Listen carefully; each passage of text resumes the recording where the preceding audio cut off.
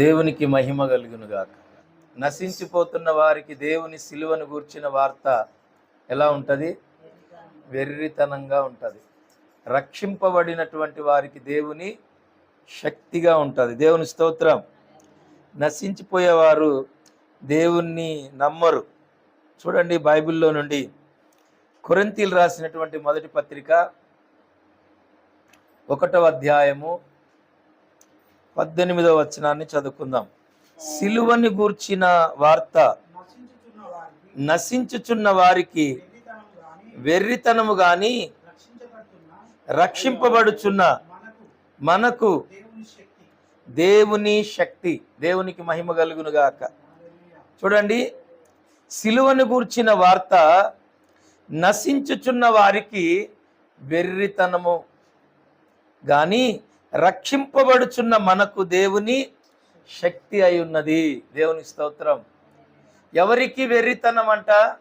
నశించిపోతున్న వారికి, అంటే లోబడని వారికి, దేవుని మాట మీద నమ్మకము లేని వారికి. ఎవరికి? దేవుని మాట మీద నమ్మకము లేని వారికి. అంటే వెర్రితనము అంటే ఒక 5 మాటలు చెప్తాను, గుర్తుపెట్టుకోండి. వెర్రితనం అంటే ఏంటి అంటే గుర్తుపెట్టుకోవాలి. వెర్రితనం అంటే లోక జ్ఞానానికి అర్థం కాకపోవడం.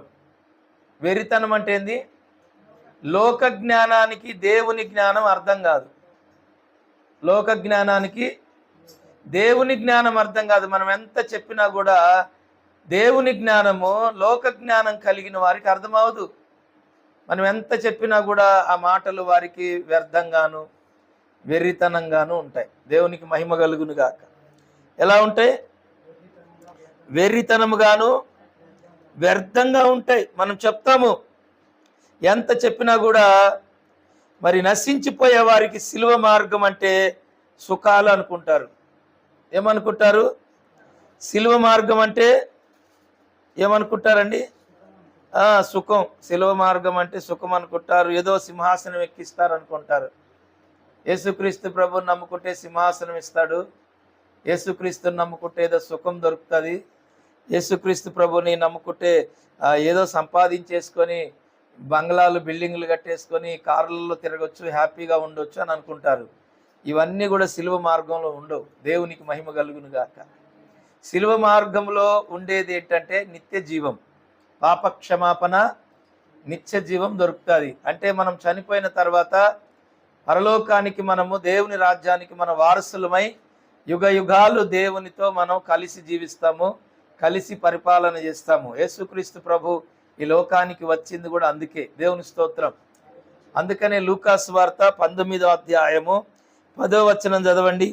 నశించిన దానిని వెదకి రక్షించుటకు మనిషి కుమారుడు వచ్చనని అతనితో చెప్పాను. యేసుక్రీస్తు ప్రభువారు ఈ లోకంలోనికి ఎందుకు వచ్చారు? నశించిపోతున్న వారిని వెదకి రక్షించడానికి వచ్చాడు. ఎందుకు వచ్చాడు? నశించిపోతున్నారు చాలామంది. రకరకాల పాపాల్లో, ఆలోచనలతో, వేషధారుల చేత, భయంకరమైనటువంటి పరిస్థితుల్లో నశించిపోతున్న వారు దేవుణ్ణి ఎరుగక, దేవుని మార్గం ఎరుగక, దేవుని మంచితనం, దేవుని ప్రేమ, ఆయన పరిశుద్ధత, ఆయన నీతి నిజాయితీని ఎరుగక చాలామంది లోకాశలతో బ్రతుకుతున్న వారిని రక్షించడానికి యేసుప్రభు వచ్చాడు. అదే మాట 1 తిమోతి రాసిన పత్రిక 1వ అధ్యాయము 15వ వచనంలో ఒక మాట ఉంటుంది చూడండి. పాపులను రక్షించుటకు క్రీస్తు యేసు ఈ లోకానికి వచ్చనని వాక్యము నమ్మదగినదియు పూర్ణ అంగీకారమునకు యోగ్యమైనదనియు ఉన్నది. దేవునికి స్తోత్రం. యేసుక్రీస్తు ప్రభు ఈ లోకానికి ఎందుకు వచ్చాడు? మనకి ఇళ్ళు కట్టించడానికి వచ్చాడా? మనకు బంగారం కొనించడానికి వచ్చాడా? మనకు పొలాలు కొనించడానికి వచ్చాడా? మరి లేకపోతే ఈ లోకంలో మనకేదైనా ఆస్తి, అంతస్తు, ఐశ్వర్యాలు ఇవ్వడానికి వచ్చాడా? కాదు. పాపులను రక్షించడానికి వచ్చాడంట. దేవుని స్తోత్రం. పాపములో ఉన్న మనల్ని పరిశుద్ధపరచి పరలోకానికి, దేవుని రాజ్యానికి మనల్ని వారసులు చేయడానికి యేసు ప్రభు ఈ లోకానికి వచ్చాడు. ఈ సత్యం తెలియాలి చర్చికి వచ్చే వాళ్ళకి. ఏం తెలియాలి? ఈ సత్యం తెలియకపోతే వారిని వెర్రివారు అంటారు. దేవుని స్తోత్రం. ఏమంటారు? వెర్రివారు ఏమనుకుంటారంటే యేసు ప్రభుని నమ్ముకుంటే మాకు సుఖం దొరుకుతుంది, మాకు సంతోషము, సుఖము, ఆనందము, అష్ట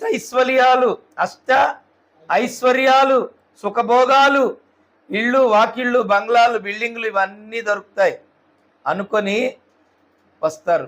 కానీ ఇవేవి కూడా యేసుక్రీస్తు ప్రభు దగ్గర దొరకవు. కానీ యేసుక్రీస్తు ప్రభు దొరికిన వారికి ఏది తక్కువ కూడా కాదు. దేవుని స్తోత్రం. హల్లెలూయా. యేసుక్రీస్తు ప్రభుని వెతకి ఆయన దొరికిన వారికి మాత్రం ఏ కరువు కూడా ఉండదు. అందుకనే సామెతల గ్రంథము చూడండి 8వ అధ్యాయము 17వ వచనం చదవండి. నన్ను ప్రేమించు వారికి నేను ప్రేమించుచున్నాను, నన్ను జాగ్రత్తగా వెతికిన వారు నన్ను కనుగొందురు. ఐశ్వర్యము, ఘనతలను, స్థిరమైన కలిమియు, నీతియు నా యొద్ద ఉన్నవి. దేవునికి స్తోత్రం. ఏమున్నాయంటే యేసుక్రీస్తు ప్రభువారి దగ్గర ఐశ్వర్యము, ఘనతలు, స్థిరమైన కలిమి, నీతి ఆయన దగ్గర ఉంది. ఏమున్నాయి? ఆయన ఏం లేనోడు కాదు.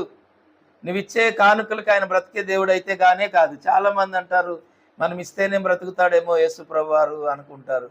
మనం ఎందుకు ఇస్తున్నామంటే ఎవరికైనా ఏదైనా కానుక వారు దేవుని పరిచర్య కొరకు సహాయం చేస్తాం. హల్లెలూయా. దేని కొరకు సహాయం చేస్తాము? పరిచర్య. మనం వెళ్ళలేని ప్రాంతానికి మన సేవకుడు వెళ్తున్నాడు. మనం వెళ్ళలేని ప్రాంతానికి మన సేవకుడు వెళ్తున్నాడు. ఆయన దేవుని పని చేస్తున్నాడు. మనమైతే దేవుని పని చేయట్లేదు. ఆయన దేవుని రాజ్య సువార్తను ప్రకటిస్తున్నాడు. అనేక మందిని క్రీస్తు వైపు ఆయన తిప్పుతున్నాడు. కనుక దేవుని పనిలో మనం కూడా ఇంత పాలి భాగస్థులమై ఉందాం. దేవుని స్తోత్రం. దేవుని పనిలో ఇది తెలియాలి చర్చికి వచ్చే వాళ్ళకి. దేవుని పనిలో, ఏ పనిలో? దేవుని పనిలో ఆయన దేవుని పని చేస్తున్నాడు.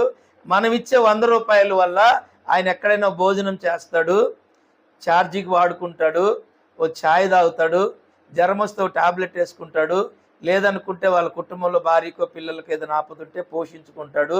దేవుని రాజ్య సువార్తలో ఆయన ఉన్నాడు కనుక మనం ఇచ్చే ప్రతి రూపాయి దేవుని సువార్తకు ఉపయోగపడుతుంది అన్న ఉద్దేశంతో మనం ఇవ్వాలి. దేవుని స్తోత్రం చెప్పండి. హల్లెలూయా. లేదు మనం ఇచ్చే ఆ 100 రూపాయలతో ఆయన కారు కొంటాడు, బిల్డింగ్ కొంటాడు, బంగ్లా కడతాడని ఏమన్నా ఉందా? 100 రూపాయలకు బిల్డింగ్ వస్తుందా? ఓ 1000 రూపాయలకు వస్తుందా? ఓ 2000కి వస్తుందా? రాదు. ఒకవేళ దేవుడు తన సేవకుడికి ఒకవేళ ఇచ్చాడంటే అది దేవుని కృపే. దేవుని స్తోత్రం. అది దేవుని యొక్క కృప. ఎందుకంటే 20 సంవత్సరాలు 25 సంవత్సరాలు కాలినడకతో నడిచి ఆ కొండలనగా గుట్టలనగా అనేక ప్రాంతాలు తిరిగి ఆకలి దప్పికలతో, ఉపవాసాలతో, మరి జాగారాలతో, నిందలు, అవమానాలతో ఇలాగ కష్టపడి తిరిగిన వారికి ఒకవేళ దేవుడు ఇవ్వచ్చు. Praise the Lord. తప్పకుండా దేవుడు ఇవ్వచ్చు. ఒక కారు ఇవ్వచ్చు, ఒక మంచి ఇల్లు ఇవ్వచ్చు, ఏదైనా కూడా ఇవ్వచ్చు. ప్రభు చిత్తమైతే దేవునికి మహిమ కలుగును గాక. అదే అధ్యాయంలో చూడండి, సామెతల గ్రంథము 8వ అధ్యాయము 21వ వచనం చదవండి. నన్ను ప్రేమించు వారిని ఆస్తికి కర్తలుగా చేయుదును, వారు నిధులను నింపుదును. దేవునికి మహిమ కలుగును గాక. దేవుణ్ణి ప్రేమించే వారిని ఏం చేస్తాడంటే దేవుడు అనాథలుగాను దిక్కులేని వారిగాను చేస్తానన్నాడా? ఆస్తికి కర్తలుగా చేస్తానంటున్నాడు. ప్రాపర్టీ, ఆస్తి, దేవుని యొక్క సంపదకు నిన్ను వారసురాలుగా చేస్తాడు, నిన్ను వారసుడిగా చేస్తాడు. రెండవది ఆయన అంటున్నాడు నీ నిధులు నింపుతాడు. ఖాళీగా ఉన్నటువంటి నీ నిధులు అవన్నీ కూడా దేవుని కృపచేత నింపబడతాయి. దేవునికి మహిమ కలుగును గాక.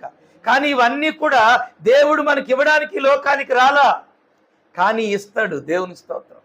మన అవసరం ఎరిగినవాడు ఆయన, మన అక్కర్లు ఎరిగినవాడు. ఈ లోకములో ఆయన కూడా 2000 సంవత్సరాల క్రితము ఆయన ఒక మానవునిగా ఈ లోకములో ఉన్నాడు కాబట్టి ఆయనకు కూడా ప్రతి అవసరము గురించి తెలుసు. Praise the lord.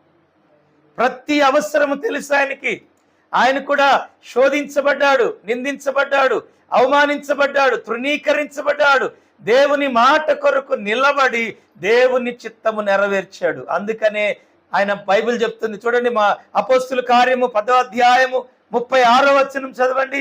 యేసు క్రీస్తు అందరికీ ప్రభు. చాలండి, అందరికీ ప్రభు. యేసుక్రీస్తు ప్రభు అంటే ఎవరు? ప్రపంచం మొత్తానికి ఆయన ప్రభు, చక్రవర్తి. ఆయన రాజులకు రాజు, ప్రభువులకు ప్రభు. అందుకనే తండ్రి చిత్తము ఆయన నెరవేర్చాడు.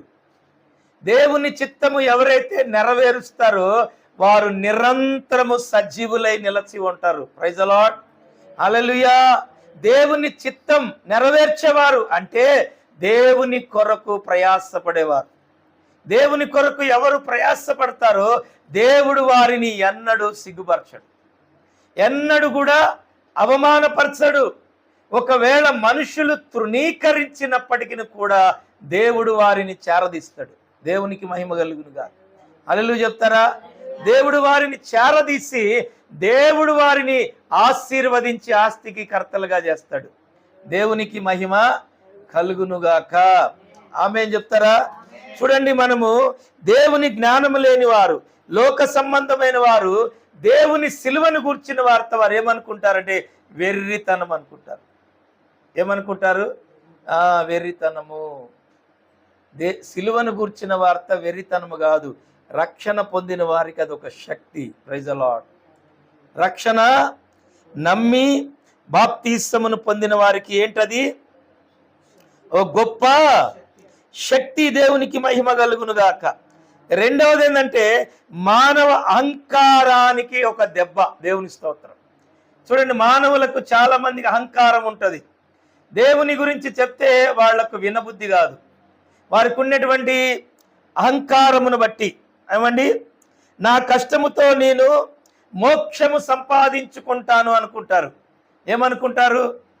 నా కష్టముతోనే నేను పరలోకానికి పోతాను, దేవుడు నన్ను తీసుకెళ్లేదేంది, యేసుక్రీస్తు ప్రభు గురించి నేను వినేదేంది, వీళ్ళు చెప్తే నేను నా అంతటికి నేనే వెళ్ళిపోతా మోక్షానికి అనుకుంటారు. అది జరిగే పని కానే కాదు. అది జరిగే పని కానే కాదు. యేసుక్రీస్తు ప్రభు అంటారు కదా, పరలోకానికి వెళ్ళాలంటే అది క్రీస్తులో నుండే సాధ్యమంట. Praise the lord. ఎవడైనాను తండ్రి వద్దకు చేరాలనుకుంటే మొట్టమొదటిగా క్రీస్తును సొంత రక్షకుడుగా అంగీకరించాలి, మారు మనస్సు పొందాలి, పాపక్షమాపణ పొందాలి, బాప్తిస్మమును పొందాలి, పరిశుద్ధాత్మను పొందాలి, క్రీస్తు సువార్తను వినాలి, ప్రకటించాలి, అంగీకరించాలి. దాన్ని పూర్ణ అంగీకారముతో అంగీకరించి ఆయనతో కూడా కలిసి లోకములో ప్రయాణము చేసిన ప్రతి ఒక్కరికి పరలోక భాగ్యం దొరుకుతుంది. Praise the Lord. అంత ఈజీ కాదు. దేవునికి మహిమ కలుగునుగా. అంత ఈజీ కానే కాదు. పరలోకానికి చేరడం అంటే అంత ఈజీ కాదండి. పరలోకం చేరాలంటే క్రీస్తు అడుగులో అడుగు వేసుకుంటూ మనం నడవాలి. ఆయన అవమానాల్లో, ఆయన నిందల్లో మనం పాలివారమై ఉండాలి. ఆయన సువార్త మనం ప్రకటించాలి. పూర్ణ అంగీకారం అంటే ఎవరైతే పరిపూర్ణంగా వాక్యాన్ని అంగీకరిస్తారో వాళ్లే ప్రకటిస్తారు. వాక్యాన్ని ప్రకటించడం అందరి వల్ల కాదు. అది పరిపూర్ణంగా అంగీకరించిన వాడే దేవుని వాక్యాన్ని ప్రకటించగలరు. అందరూ ప్రకటించలేరు. అందరూ వాక్యాన్ని నమ్మరు గనుక చెప్పరు. దేవునికి స్తోత్రం. హల్లెలూయా. నువ్వు పరిపూర్ణంగా నమ్మిన రోజే బైబిల్ పట్టుకొని వెళ్ళి 4 ఇళ్లకు సువార్త ప్రకటిస్తావు, 4 గ్రామాలకు వెళ్తావు, 4 రాష్ట్రాలకు వెళ్తావు, 4 దేశాలకు వెళ్తావు. దేవునికి మహిమ కలుగును గాక. నువ్వు అంగీకరించకపోతే వెళ్ళలేవు, ప్రకటించలేవు. నువ్వు నమ్మలేదు కనుక దేవుని నీవు మహిమ పరచలేవు. బైబిల్ ఏం చెప్తుంది? ఈ లోకములో ప్రజలెదుట నన్ను ఎవరైతే మహిమ పరుస్తారో నేను పరలోకములో వారిని మహిమ పరుస్తాను. మనుషులు ఎదుట ఎవరైతే నన్ను ఒప్పుకుంటారో నేను పరలోకములో తండ్రి ఎదుట, దేవుని దూతల ఎదుట నేను ఒప్పుకుంటానని యేసు ప్రభు చెప్పాడు. ఈ లోకములో నీవు యేసు క్రీస్తు ప్రభుకి సాక్షిగా బ్రతికితే పరలోకమందు దేవుడు నీకు సాక్షి అయి ఉంటాడు. Praise the lord. హల్లెలూయా. ఈ లోకములో ఒక సాక్ష్యం చెప్పడానికి, ప్రకటించడానికి, దేవుని పనిలో నువ్వు పాలిభాగస్తురాలు అవ్వడానికి నువ్వు బాధపడితే మరి రేపు దేవుడు నీ గురించి ఎలాంటి సాక్ష్యం చెప్పగలడు? అక్కడ చెప్పండి. ఆలోచన చేయాలి. సమయం లేదు, సమయము లేదు. దేవుని రాకడ సమీపంగా ఉంది. దేవుని రాకడ సమీపంగా ఉంది గనక మనకిచ్చిన ఈ సమయంలోనే మనం పరిపూర్ణమైన మారు మనస్సు పొందాలి, పరిపూర్ణంగా మారాలి. ఇంకా లోక సంబంధమైన ఆలోచనలు మనకేమైనా ఉంటే వాటిని వదిలి పెట్టడానికి ప్రయత్నించాలి, పూర్తిగా వదిలేయాలి. అహంకారం, గర్వం, కామం, క్రోధం, అసూయ, ద్వేషం, కల్మషం, మదం, మత్సరత, లోకాశ, నేత్రాశ, శరీరాశ, జీవపు డంబములు, యహలోక సంబంధమైన ఆటలు, పాటలు, అల్లరితో కూడినవన్నీ కూడా వదిలిపెట్టి యేసుక్రీస్తు వైపు చూస్తూ ఆయన అడుగులో అడుగు వేసుకొని మనం కూడా మన పరిశుద్ధతను, మన నీతి నిజాయితీని మనము కాపాడుకొని ఆయన ఇచ్చిన రక్షణ మీద మచ్చబడకుండా మనం బ్రతకాలి. దేవుని స్తోత్రం. ఒక డాగైనను, ఒక మత్సైనను, ఒక పొల్ ఏది కూడా లేకుండా పరిశుద్ధమైన జీవితము జీవించడానికి మనం బ్రతకాలి. అహంకారముతో మనం బ్రతకొద్దు. దేవుని స్తోత్రం. గర్వంతో మనం బ్రతకొద్దు. అహంకారము, గర్వము ఇవి మంచివి కావు. దేవునికి మహిమ కలుగును గాక. నాకంతా తెలుసు అనేది అహంకారం, నాకంతా తెలుసు అనుకునేది అహంకారం. మూడవది ఏంటంటే బలహీనతల కనిపించడం. అంటే దేవుని వాక్యము చెప్తున్నప్పుడు కొందరికి ఏమనిపిస్తుంది అంటే వీళ్ళు మనల్ని బలహీనపరుస్తున్నారు, వీళ్ళు బ్రతకలేక మనల్ని బలహీనపరుస్తున్నారు. అంటే లోకం బలాన్ని, డబ్బును, అధికారాన్ని గొప్పగా చూపిస్తూ యేసుక్రీస్తుని, అంటే లోక సంబంధమైన డబ్బు, అధికారం ఉంటేనే మాకు బలం, లోకములో మాకు డబ్బు ఉండాలి, అధికారం ఉండాలి, భూమి ఉండాలి, ఇంకోటి లోక సంబంధమైన ఉంటేనే మాకు బలం. యేసు ఉంటే మాకేంటి బలం? హల్లెలూయా. యేసుని మేము అంగీకరిస్తే మాకేంటండి బలం అంటున్నారు. కానీ బైబిల్ ఏం చెప్తుందంటే సర్వలోకానికి ఆయన శక్తిమంతుడు. దేవుని స్తోత్రం. సర్వలోకానికి ఆయన చక్రవర్తి అయి ఉన్నాడు. బైబిల్ చెప్తుంది ఆయన నామము ద్వారానే సమస్తము కలిగినాయి, ఆయన లేకుండా ఏది కలగలేదు. యేసు నామము శక్తి కలిగిన నామం. ఎంతో మందిని దేవుడు మాంత్రికులను మార్చాడు, వ్యభిచారులను మార్చాడు, ఏమండి లంచగొండులను మార్చాడు, దొంగలను మార్చాడు, రౌడీలను మార్చాడు, నక్సలైట్లను మార్చాడు, మానభంగాలు అంతకులను మార్చాడు. రౌడీ ఎంత భయంకరమైన కిరాతకులు కూడా యేసుక్రీస్తు మార్చాడు. దేవుని స్తోత్రం. ప్రపంచంలో ఎవరు మార్చలేని భయంకరమైన కార్యాలు యేసు ప్రభు చేశాడు. ఎవరు మార్చలేరు అలాంటి వారిని. దేవుని వాక్యం మాత్రమే మార్చగలదు.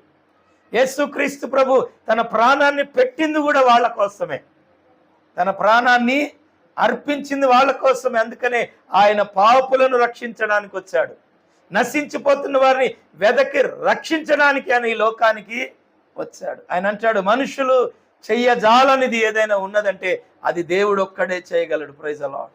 హల్లెలూయా. ఆయన ఒక్కడే చేస్తాడు, ఆయనకు అసాధ్యమైనది ఏమి కూడా లేదు. మనం చేతులు ఎత్తేస్తాం కొన్ని సందర్భాల్లో, కానీ యేసుక్రీస్తు ప్రభు చేతులు ఎత్తడు. నాకు అసాధ్యమైనది ఏమీ లేదు అన్నాడు ప్రభు. ప్రార్థన చేయడం మన వంతు, బాగు చేయడం ఆయన వంతు. దేవుని స్తోత్రం. హల్లెలూయా. చనిపోయిన వారిని బ్రతికించాడు ఆయన, కొన ఊపిరిలో ఉన్న వారిని బ్రతికించాడు. డాక్టర్లు కూడా స్వస్థపరచలేనటువంటి వ్యాధులను కూడా ఆయన స్వస్థపరిచాడు. వీళ్ళు మారరు అనుకున్న వారు కూడా ఎంతో మంది మారు మనసు పొంది రక్షణ పొంది దేవుని పరిచర్య చేస్తూ ఉన్నారు. దేవునికి మహిమ కలుగును గాక. ఎన్నో అద్భుతాలు చేశాడు యేసు ప్రభువారు. అలాంటి యేసుక్రీస్తు ప్రభువారిని కొందరు ఏమనుకుంటారంటే ఆయన నమ్మితే మాకేం బలం అండి, మాకు డబ్బు ఉంటే బలం, ఏమండి అధికారం ఉంటే బలం. బైబిల్ చెప్తుంది, కొలసీలు రాసిన పత్రిక 1వ అధ్యాయము 15వ వచనం మీరు చదవండి.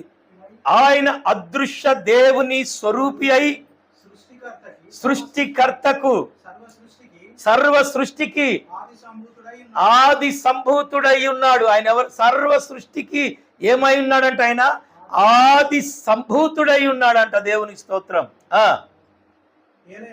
ఏలయనగా ఆకాశమందున్నవి, భూమి మీద ఉన్నవి, అదృశ్యమైనవి అంటే కనబడనివి, దృశ్యమైనవి గాను అదృశ్యమైనవి గాను అవి, అది సింహాసనమైనను, అవి ప్రభుత్వాలు రాజకీయాలైనను, ప్రధానులైనను అధికారులైనను సర్వమును ఆయన ద్వారానే సృష్టించబడ్డాయి. దేవునికి స్తోత్రం. సర్వము ఆయన ద్వారానే, ఆయనను బట్టియే సృష్టించబడ్డాయి. ఆయన లేకుండా ఏది లేదు. ఈ రోజు మనం చూసే ఏదైనా సరే, ప్రకృతిలో కనబడేది ఏదైనా ఆయన ద్వారా సృష్టించబడ్డాయి. ఆయనే శక్తిమంతుడు. Praise the lord. Hallelujah. Yesu క్రీస్తును ప్రభుని నువ్వు సొంత రక్షకుడుగా అంగీకరిస్తే ఇవన్నీ నీతో ఉన్నట్టే. Praise the lord. హల్లెలూయా. ఈ సృష్టి మొత్తము కూడా ఆయన ఆధీనములోనే ఉంది. క్రీస్తు పూర్వము నుండి క్రీస్తు శ్రకము వరకు కూడా ఆయన నామకరణ చేయబడింది. దేవునికి మహిమ కలుగునుగా. హల్లెలూయా. ఈ సృష్టికే ఆయన నామం పెట్టబడింది. ఆయనే ఈ భూమి ఆకాశములకు సృష్టికర్త. ఈ ప్రాపర్టీ మొత్తం ఆయనదే. దేవునికి స్తోత్రం. అందుకనే ఆయన పేరు మీద రిజిస్టర్ చేయబడింది. దేవునికి మహిమ కలుగునుగాక. ఆకాశమందున్నవి గాని, భూమి మీద ఉన్న గాని, అదృశ్యమైనవి గాని, దృశ్యమైనవి గాని సమస్తమును కూడా ఆయన మీదంగా కలిగినాయి. అవి అధికారాలైనా కూడా, అది ఏదైనా సరే దేవునికి మహిమ కలుగునుగాక. హల్లెలూయా. అలాంటి యేసు క్రీస్తు యొక్క సిలువను గూర్చిన వార్త వినినప్పుడు నువ్వు సంతోషించి గంతులు వేయాలి తప్ప, ఈ వార్త నన్ను బలహీనపరుస్తుంది, ఈ వార్త వలన నాకేంటి ఉపయోగం అని వెర్రివారిగా ఇవాళ ఎంతో మంది యేసుక్రీస్తు ప్రభుని అంగీకరించకుండా తృణీకరించి, ఆ వాక్యం అందిస్తున్నటువంటి సేవకులను తృణీకరించి, సంఘములో ఉన్న వారిని చెదరగొట్టి, సంఘాలను పాడు చేసి, అసలు మీరు స్వార్థే ప్రాంతంలో ప్రకటించొద్దు అని అనేవారు ఎంతో మంది ఉన్నారు. కానీ ఒక్కటి నేను చెప్తాను, ఫైనల్ గా జరిగేది ఏంటంటే ప్రతి నాలుక యేసుక్రీస్తు ప్రభుని స్తుతించక తప్పదు. ప్రతి మోకాలు ఆయన ఎదుట వంగక తప్పదు. దేవునికి మహిమ కలుగునుగాక. ఎందుకంటే ఆయన సృష్టికర్త. మీరు ఎంత తోలేస్తారో అంతగా ఒక రోజు మీరే పరిగెత్తుకొని రావాల్సి వస్తుంది. హల్లెలూయా. మీరు ఎంత హింసిస్తారో, ఎంత అవమానిస్తారో, ఒక దినం ఏం జరుగుతుందంటే వీళ్ళందరూ కూడా ఏమనుకుంటా వస్తారంటే, అయ్యా నీవు లేకపోతే మాకు బ్రతుకు లేదనే రోజు వస్తుంది. నీవు లేకపోతే మాకు బ్రతుకు తెరువు లేదు అనే ఒక కాలము అతి త్వరలోనే రాబోతుంది. దేవునికి మహిమ కలుగునుగా. అతి త్వరలోనే రాబోతుంది. ఆ రోజు ఎవ్వరు పిలవనక్కర్లేదు. వాళ్లే పరిగెత్తుకొని కోట్ల మంది ప్రజలు దేవుని సేవకుల పాదాల దగ్గరకు వచ్చి పడతారు. హల్లెలూయా. యేసుక్రీస్తు ప్రభు పడేస్తాడు అంతే. ఎందుకంటే ఆయన లేకుండా ఏది లేదు కాబట్టి. ఇవాళ అది దేవుని గురించిన వార్త వెర్రితనంగాను, ఎగతాళిగాను, చాలా మందికి అసహ్యంగాను, బలహీనంగాను, లేకపోతే ఇంకోలాగా అనిపించవచ్చు. ఎందుకంటే రేపటి దినాన ఆ వార్త కొరకు పరిగెడతారు. దేవుని స్తోత్రం. ఎక్కడ చెప్తున్నారా వినాలి వినాలి వినాలని, ఆ రోజు దేవుని వాక్యం కరువైపోద్ది. ఆ రోజు నీ గురించి పట్టించుకునేవారు, నీకు చెప్పేవారు, నీకు బాప్తిసం ఇచ్చేవారు, రక్షణ మార్గంలో నిన్ను నడిపించేవారు, నీ కొరకు ప్రార్థన చేసేవారు కూడా ఆ కాలంలో నీకు దొరకరు. ఆ భయంకర దినాలు రాకముందే బైబిల్ చెప్తుంది నీవు కళ్ళు తెరవాలి. బైబిల్ చెప్తుంది చూడండి, ఎఫెసీయులకు రాసిన పత్రిక 5వ అధ్యాయము 14-15 వచనాలు చదవండి. అందుచేత నిద్రించుచున్న నీవు మేల్కొని మృతులలో నుండి లెమ్ము, క్రీస్తు నీ మీద ప్రకాశించునని ఆయన చెప్పుచున్నాడు. చదవండి. దినములు చెడ్డవి గనుక మీరు సమయమును పోనీయక సద్వినియోగపరచుకొనుచు అజ్ఞానుల వలె కాక జ్ఞానుల వలె నడుచుకొనున్నట్లు జాగ్రత్తగా చూచుకొనుడి. చదవండి. ఇందు నిమిత్తము మీరు అవివేకులు కాక ప్రభు యొక్క చిత్తమేమిటో గ్రహించుకొనుడి. దేవునికి స్తోత్రం. హల్లెలూయా. బైబిల్ చెప్తుంది నిద్రించుచున్న నీవు మేల్కో. నువ్వు మేల్కుంటే యేసుక్రీస్తు ప్రభు నీ మీద ప్రకాశించబోతా ఉన్నాడు. నువ్వు అనేకులకు వెలుగుగా మార్చబడుతున్నావు. దినాలు చెడ్డాయి.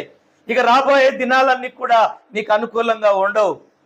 రాబో దినాల్లో తాగడానికి నీళ్లు దొరకపోవచ్చు, తినడానికి ఆహారం దొరకపోవచ్చు, కష్టపడి పని చేసుకోవడానికి పని దొరకపోవచ్చు. భయంకరమైన దినాలు వస్తున్నాయి. ఆ దినాలలో మరి దేవుడే నిన్ను పోషించాలి. ఏలియాను కాకులతో పోషించినట్లు, కరువు కాలంలో ఇశ్రాయేలీలను మరి యేసుక్రీస్తు ప్రభు పోషించినట్లు, దేవుడు పోషించినట్లు, కరువు దినాల్లో, భయంకరమైన దినాల్లో మరి దేవుడు నీ కుటుంబాన్ని పోషించినట్లు, దేవుడు నీ కుటుంబాన్ని పోషించాలంటే ఇప్పుడు నువ్వు దేవుని మీద ఆధారపడాలి. దేవుని స్తోత్రం. ఆ భయంకరమైన దినాలు రాకముందే ఆయన అంటున్నాడు, అజ్ఞానుల వలె కాక మీరు జ్ఞానుల వలె మీరు నడుచుకోండి. దేవుని స్తోత్రం. మీరు దేవుని మాటలు వెర్రితనంగా మీరు తీసుకోవద్దు. దేవుని జ్ఞానాన్ని వెర్రితనంగా మీరు తీసుకోవద్దు. దేవుని ప్రేమను మీరు వెర్రితనంగా తీసుకోవద్దు. దేవుడు మీతో మాట్లాడుతున్నప్పుడు పెడచెవిన మీరు పెట్టవద్దు. దేవుడు మిమ్మల్ని ప్రేమిస్తున్నప్పుడు ఆయన వద్దకు రావడం నేర్చుకోండి. సిలువను గుర్చిన వార్త వినపడుతున్నప్పుడు రక్షణ పొందడానికి, చెడు మార్గాల్లోంచి బయట పడడానికి, వ్యసనాల్లోంచి బయట పడడానికి మీరు పూర్ణ అంగీకారంతో పరిగెత్తుకొని దేవుని వద్దకు రండి. నీవు పాపములో ఉన్నావని వాక్యము ఏలు పెట్టి నిన్ను చూపిస్తున్నప్పుడు నీ పాపాన్ని నువ్వు ఒప్పుకొని విడిచిపెట్టడానికి నువ్వు ప్రయత్నించాలి. దేవునికి స్తోత్రం. అల్లరి చిల్లరగా తిరుగుతున్న నీవు, నీ పొరుగు వారికి కీడు చేస్తున్న నీవు, అహంకారముతో, కామముతో, క్రోధముతో తిరుగుతున్న నీవు నిజమైన దేవుణ్ణి కలిగి మారు మనస్సు పొందు. ఆ పాపాన్ని విడిచిపెట్టడానికి క్రీస్తును సొంత రక్షకుడుగా అంగీకరిస్తే తప్ప దేవుని రాజ్యానికి నువ్వు వారసుడివి కాలేవు. ఎంత కాలము నీవు దేవుని సిలువను నువ్వు అహంకార దృష్టితో చూస్తే చివరికి నీవు నశించిపోయే మార్గంలో ఉన్నావని, ఎవ్వరూ నిన్ను రక్షించలేరని నువ్వు గుర్తెరుగుతావు. దేవుని స్తోత్రం. హల్లెలూయా. దేవునికి మహిమ కలుగునుగాక. Praise the Lord. దేవుడి వాక్యం దీవించునుగాక. చాలా విషయాలు ఉన్నాయి కానీ ఇంకా మీరు ఎక్కువ చెప్పినా కూడా వినలేరు. ఎందుకంటే ఎంత మేత పెట్టాలో అంత పెడితేనే బెటరు. కాబట్టి చాలు, ఈ విషయాలు మనసులో పెట్టుకుందాం.